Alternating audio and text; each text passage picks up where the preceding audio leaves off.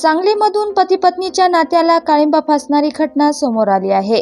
यामध्ये एका व्यक्तीने कॉलेजला जाणाऱ्या आपल्या पत्नीवर कोयत्याने हल्ला केला। या घटनेमुळे परिसरात एकच खळबळ उडाली। या घटनेत संबंधित महिला गंभीर जखमी झाली असून जवळच्या शासकीय रुग्णालयात तिच्यावर उपचार सुरू आहे। या प्रकरणी पीडित महिलेने दिलेल्या फिर्यादीवरून आरोपी पतीविरुद्ध गुन्हा दाखल करण्यात आला आहे। प्रांजल काळे असं हल्ला करण्यात आलेल्या पीडित महिलेचे नाव आहे। धक्कादायक म्हणजे अवघ्या 6 महिन्यांपूर्वी प्रांजलचा संग्राम शिंदे याच्याशी प्रेमविवाह झाला होता। लग्नानंतर काही दिवसांनी या दोघांमध्ये वाद सुरू झाला। हा वाद एवढा वाढला की या दोघांनी वेगळे राहण्याचा निर्णय घेतला।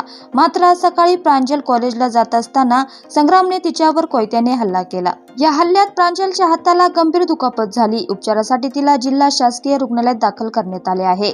आरोपी पतीविरुद्ध तासगाव पोलीस ठाण्यात गुन्हा दाखल करण्यात आला आहे। ही घटना सांगलीमध्ये कॉलेज कॉर्नर भागात घडली आहे। पोलीस या प्रकरणाचा पुढील तपास करत आहे।